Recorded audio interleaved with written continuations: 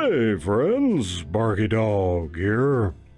Well, it looks like Thanksgiving is upon us again. You know, last year I think I mentioned how few good Thanksgiving movies there are, and covered the only really good one, namely Plymouth Adventure from 1952. But while that's about the Pilgrim's journey to the New World, it doesn't really have Thanksgiving in it. But Barkey, you ask, why? Why are Thanksgiving movies so lousy? Well, let's take a look at Thanksgiving itself. Thanksgiving is supposed to be the family festival, where families gather and share a meal, usually a turkey dinner. Sounds great, right? But think about what that's like. First, in my own family, my sister usually cooks the turkey because she has a house large enough to accommodate everyone for dinner. But she's a pretty lousy cook. She tries, but she'd burn water if she could. And turkey dinner is quite a challenge for her. She gets all stressed out because it doesn't look like the turkeys do in the magazines. So it's usually a wreck, as you can imagine. Everyone has to help out by bringing all the side dishes, and that's fair, but it's a motley assembly if ever there was one. There's always 2 or 3 of one thing, and the table is always missing other things. One year it was the turkey itself. It got up and walked away from that madhouse, and it was both dead and flash frozen. Then there's the people.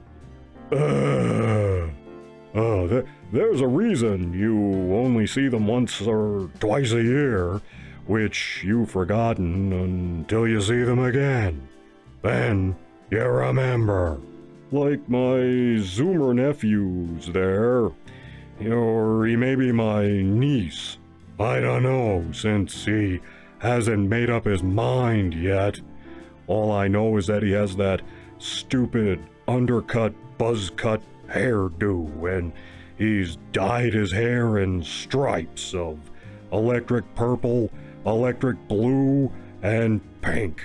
Looks like he squeezed out a whole tube of Aquafresh toothpaste on his head. And it looks like he hasn't washed his hair in a month. It looks greasier than the grease trap at a Chinese restaurant.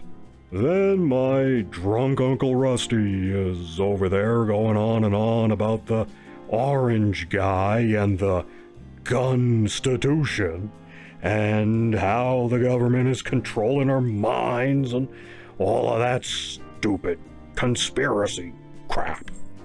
And my Aunt Betty's on hand too. She's a hardcore vegan who won't even use butter or milk or cheese or honey because it exploits animals. She has to have a special organic vegan meal made just for her, like with separate cooking utensils and everything. I like to sneak some crumbled up bacon in it, just because. So the whole thing is a mess with kids blatting and arguments and shouting and Grandma crossing names off the will and everything. We've got to sit through that in real life. Why would anyone want to sit through a movie about it? But that's what Thanksgiving movies generally are. Dysfunctional families arguing and ruining dinner for everyone. And that's why there aren't many good ones. Don't believe me? Well, let's take a look at some Thanksgiving movies, shall we? First up, we have Pieces of April from 2003. This is a piece of something, all right. It stars Katie Holmes as an ex-junkie goth chick living in a crappy apartment in New York City with her boyfriend.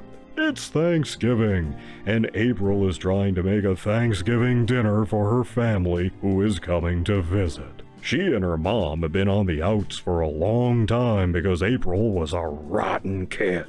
But the mom is dying, as they often are in these kind of movies, since that's quickie shorthand in place of character development and quality writing. And this is the last time they may all be able to get together, so it's up to April to make the bestest Thanksgiving meal ever, so everyone will have a happy memory with Mom. But of course, April doesn't know what the hell she's doing. She's never made a turkey dinner before, and then on top of that, she runs into bad luck. She goes to cook the turkey, but the stove quits.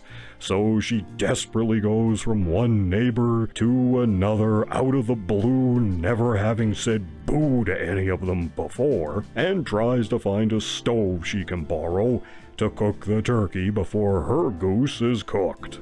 And the family is on the way over the river and through the woods to April's crappy flophouse apartment, being miserable to each other. All except the grandmother, who literally has dementia. She's played by Alice Drummond, a longtime character actress. Among many other roles, she played the librarian in the original Ghostbusters. But this is a thankless Thanksgiving movie role for her. She doesn't have much to do but sit there looking spaced out, and she only has one good line. The only bright spot is that the parents own a station wagon. Sure, it's a Chrysler, but it's still a station wagon. Don't you miss those? I miss those. April is all self-absorbed and dreading the whole dinner thing because it's pressure and adulting is hard. And none of these people really like each other. I'll give April this. As unlikable as she is, her mom is a total biatch. And not just because she's sick. Apparently, she's always been this way. Like, one of her complaints is that April was taking dope. But she and her son smoke weed.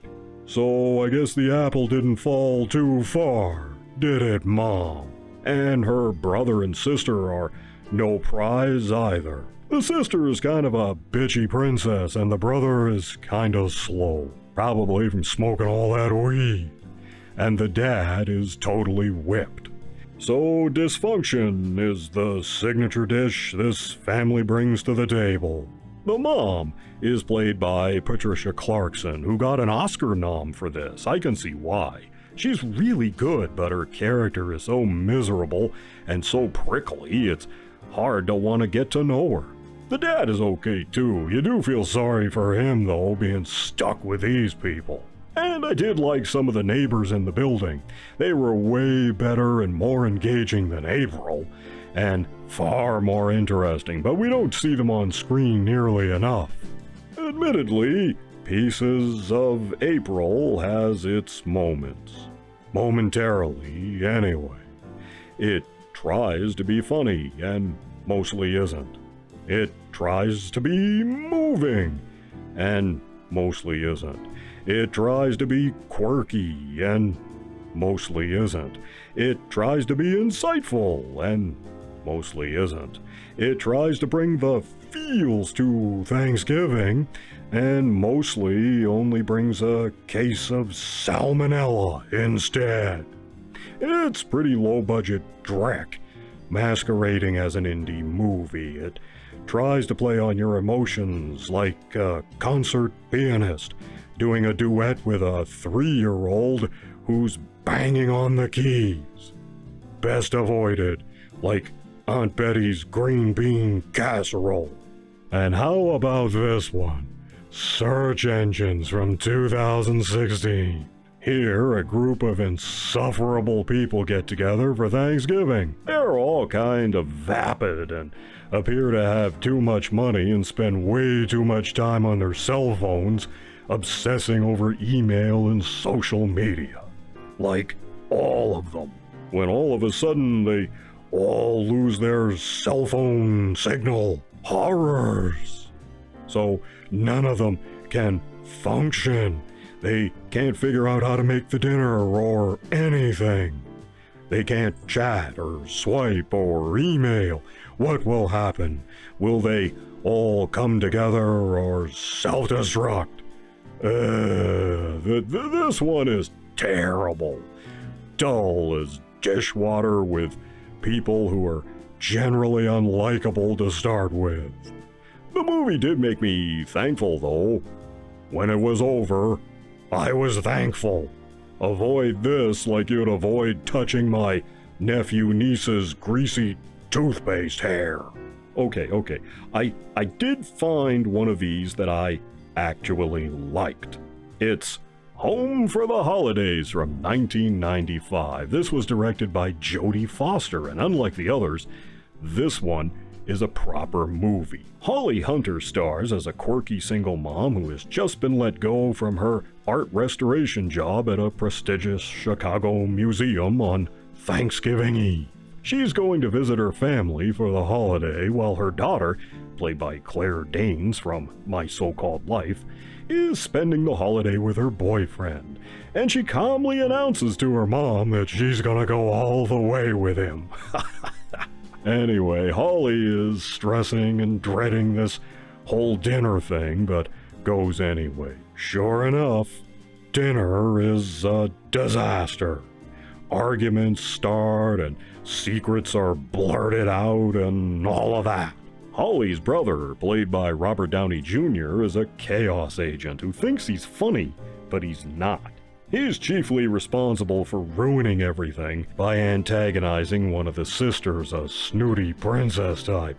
Downey Jr.'s character is so annoying in this, he really needs to get a good right cross to the chops to shut him up.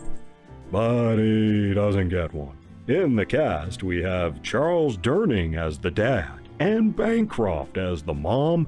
Dylan McDermott plays a potential love interest. Geraldine Chaplin, daughter of the legendary Charlie Chaplin, plays a ditzy aunt. And Steve Guttenberg plays the princess's boring banker husband. Like I say, I really like this one and can recommend it. But yeah, dinner goes to hell and gone, like it always seems to in Thanksgiving movies. Arguing, bickering, Good movie, though. I did like this movie.